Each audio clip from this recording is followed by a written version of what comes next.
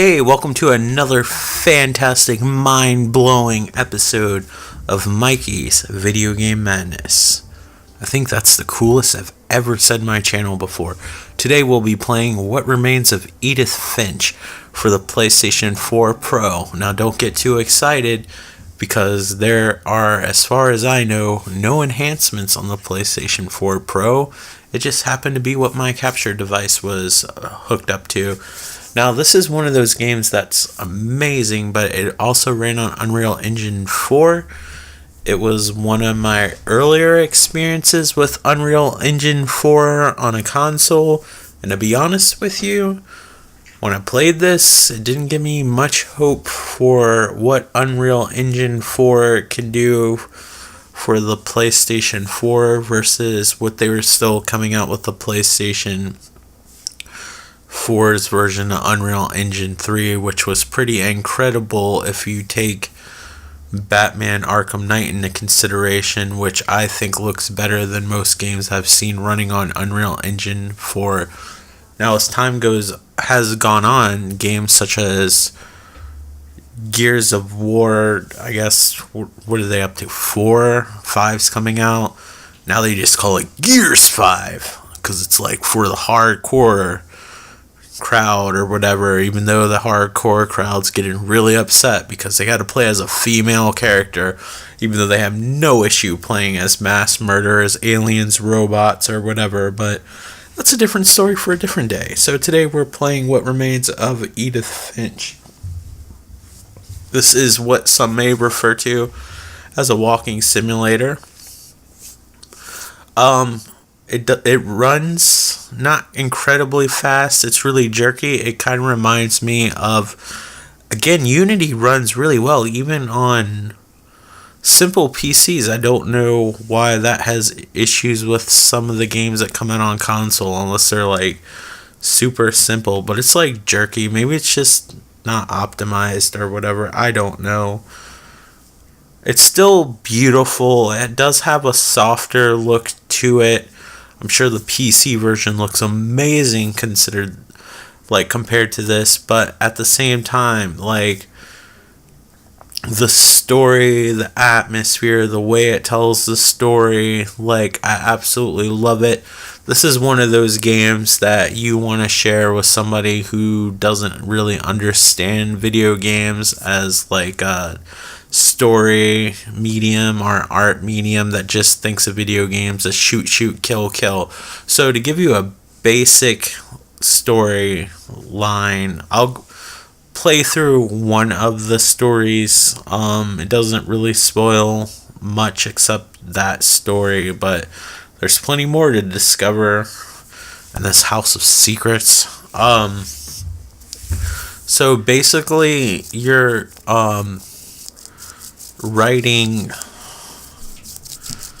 I don't know if you're writing, you're basically trying to figure out, or at least record the family history. Pretty much everybody in your family is dead, and you find their little diaries, and every time you find one or something to do with them, you like relive a part of that person's life. It's super depressing and whimsical at the same time, like good fairy tale like things should be.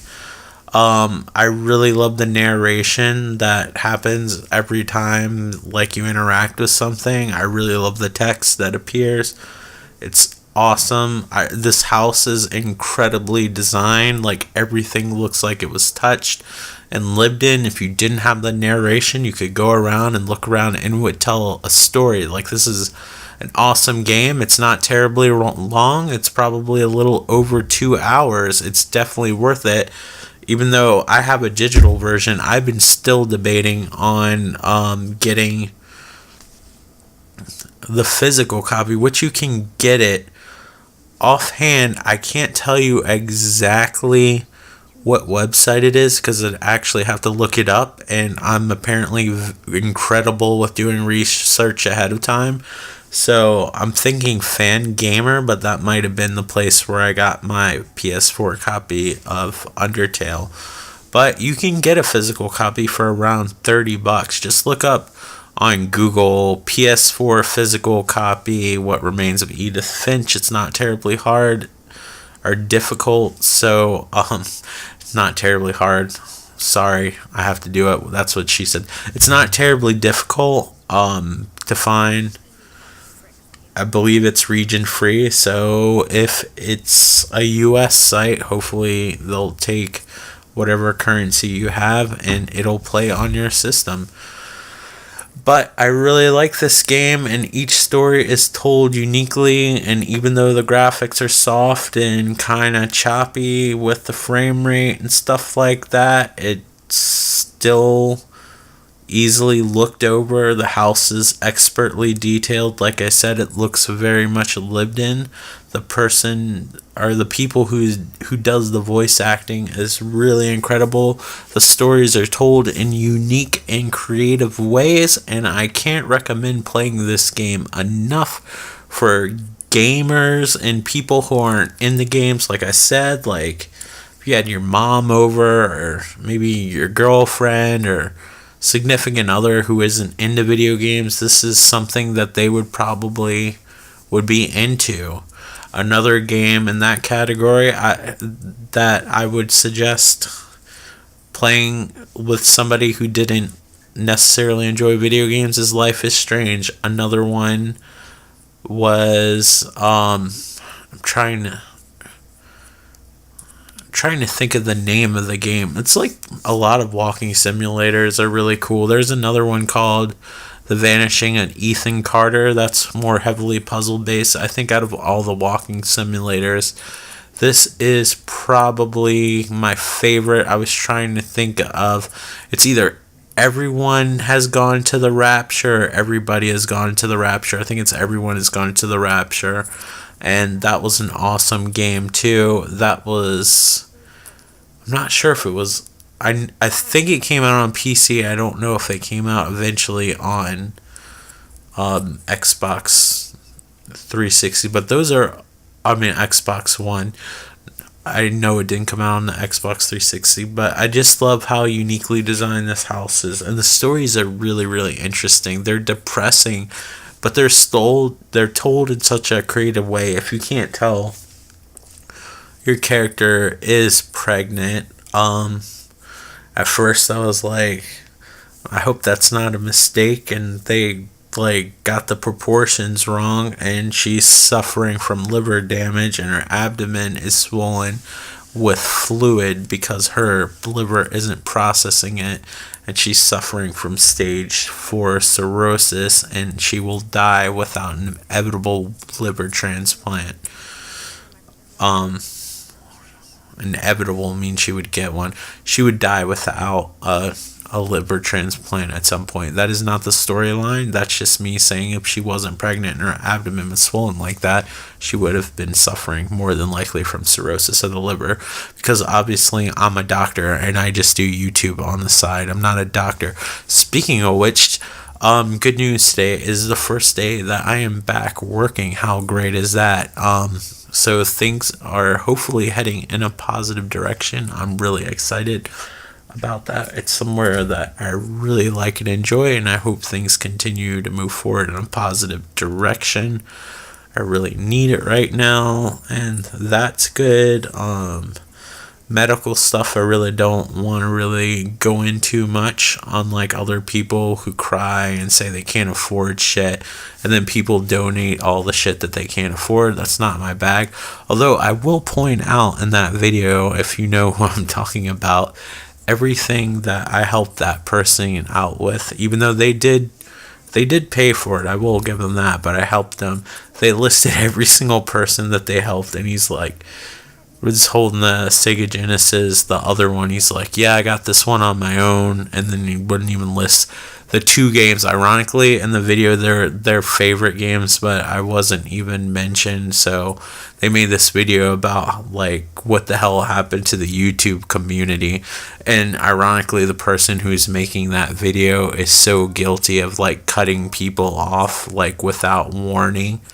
I've never attacked that person or said anything to them like directly on their page or anything. They literally cut me off because I put an article on my page that they didn't like, even though they had 5 articles disagreeing mine. Apparently that person doesn't understand that it's okay to have different views. So every once in a while I'll throw shade when possible, you know. But I mean, I should be more compassionate, but I don't know. I don't feel terribly bad. That's really gross. They just say toothpaste. Maybe I should, but there was once a forgiveness period. I mean, you forgive, you just don't forget. And if that person ever tried to be my friend again or whatever, it would be a very standoffish relationship. But for those of you that know who I'm talking about, maybe you'll get a kick out of seeing a Sega Genesis RoboCop versus the Terminator video game. And what was the other one? The Genesis version of it's trying to think of the name because Outlander. I was about to say Outrunner, but here's one of the stories you get to relive, and it's in a unique way. But it'll be like pop-up video, which was like this show. While you watch it, like all this trivia comes up, but sometimes it's funnier when you rewatch something with context. Hopefully that person will get better and everything will work out for them or whatever. Honestly, I just hope they don't hurt anything else. I just can't stand people that are like hypocritical and they complain about other people when they're doing the same shit to other people that they did to them. It's just that the people that they did it to weren't as big like the people that did it to them that were much larger channels. But I don't know, I think people just got wise to the shit after a while. I could fully understand if you're volatile, especially if you talk in person to this particular person, they like start saying what they really think and not their YouTube personality. Like I could understand like them not wanting to. I'm talking about something that you might not even know about, but they were talking about how some of these larger channels didn't want them on their podcast, and maybe it's not necessarily being challenged. Maybe if this person shared some of their personal beliefs, which sometimes come off as homophobic, racist, and closed-minded, maybe that's not the vibe you want for your channel. It has nothing to do with your views on the PlayStation 4 Pro. But anyway, enough about that. It's just that I feel like I've already sang the praises of this song. Already said like works heading in a decent direction. It actually worked today. It's fantastic. Health stuff, I don't want to really play the violin or whatever. I went to the doctors. They seem to feel that things can be fixed. Apparently there was like a lump there's density in my bone that I have to get checked, but they don't feel that it's cancer or whatever, and I've had it for a long time. I just didn't know about it, so I guess that's a good sign. They didn't call me up or whatever. And just stress and anxiety has tightened my back, not because I had a back injury. Apparently when you're really stressed and you suffer from anxiety, you clench a lot, and apparently it screws up the nerves in your back. So I was complaining about carpal tunnel before, and apparently that's stress and anxiety related because the median nerve goes up to your neck, which goes into your spine, and apparently from me clenching for so long. So I might have to go to like a chiropractor or something. This is 34, right? And I know the other person has back problems, but they're 60 and unrelated and all this shit. I don't know how old they are exactly, but I know they're up there.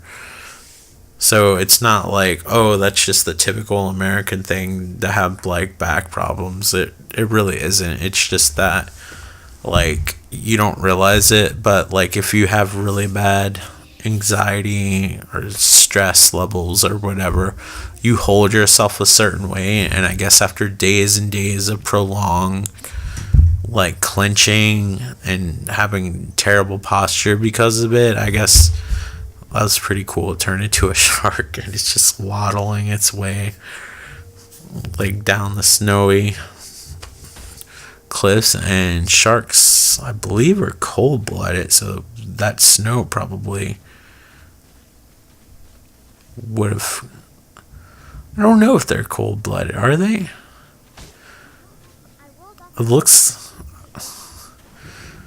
I'm like trying to think because I don't know anything off. No, I know that like I've seen sharks in cold water, so I don't know. They must have some different situation going on. I know great whites are in warmer water, which that kind of looks like a stereotypical Jaws, but somebody's like, no, it's a lemon shark, so I don't want to say what I think it is. Let's be real, it's a video game shark. But anyway, my neck problems and all that stuff are apparently, or at least every time I go to the doctors, I get told it's anxiety and stress like induce, whether it's GI issues or whatever. So I'm not gonna send you a sob story. I just need to get my shit straight and chill the fuck out, and hopefully everything will be happily ever after. But yeah, I'm just looking at this game. It's just so creative. I'm thinking one of the people, I don't know, I'm not thinking it's Everybody's Gone to the Rapture, but I think this might be made by the Ethan Carter people, which I absolutely loved. There's also a game that I played that was about Alzheimer's disease, and I probably fucked that up the way I said it. Oh well, moving on. But I can't remember what it was called, and that seemed like a walking simulator game, but it was very puzzle oriented. This one's a good one because it's more like a chill game. Like, there's not much to solve. You just kind of interact. You kind of go where you haven't gone before. You go somewhere else, and sometimes there's an opening or whatever. Like, the game really feels like it's like funneling you into wanting to tell its story, and it's sad, but it's endearing at the same time, and I really can't say enough good things about it. Now that I'm working, even though my video schedule hasn't been that consistent to begin with, I don't know how that's gonna go because I gotta adjust. Though it's not the most busy time, but I feel like where I'm working now is busier, so I don't know. Today was like basically like the introduction day, but I got more hours on the way. Like, once I got home, like I got a text asking if I could work tomorrow, which wasn't originally part of the plan, so maybe that's a good sign. Consistent hours are good. It gets me the hell out of the house, as much as I want to record these videos for you. But if morale's low, like, I'm honestly not going to be up to making videos anyway. So either way, I guess there's just not going to be a lot of videos. Like, I have to come to the point where these videos are just made for me, because like, I want everybody to enjoy the videos, and I've probably gone over this like 250 times out of 800 or so videos, but 251, why not? So yeah, I have to make these for me first, and I guess even though I said I didn't want to talk about things, I guess I end up doing it because I want to be able to look back and know what's going on. I already kind of have an idea when I watch these videos. It didn't really come to me until like maybe 2 years after making these videos, where I went back and started watching old ones. So like, hey, this happened, and this happened. And then I didn't worry so much about views. Like, I never worried about views for like money or sponsorship or whatever, because I never had that many views. But You know, it's like a painting or any kind of art, or if you're a musician, music, or you're a writer, like a composition, a story, anything. It's just like sometimes all those hours of work are worth it if like one or two people enjoy it. Like you don't need a million people to enjoy it. Most small channels that I tend to see like end up getting at least 30 views and a few comments, which was pretty typical when I first started, to be honest with you, which is why it was kind of difficult a little bit to adjust to having no one seeing your videos, including like your friends and stuff like that. Like my friends and family never been into videos unless I specifically asked them to watch one. But yeah, like I appreciate it when you all watch my videos, but I do have to make them for me first, so that's why I'm adding more information than usual. But I appreciate so much for your watching these videos. I hope you enjoy them, and I will talk to you on the next video. I need to record more videos so I can talk to you on the next video. Take care. I hope you're all doing well. Bye. If you want to, like, comment, and subscribe. Thanks for watching.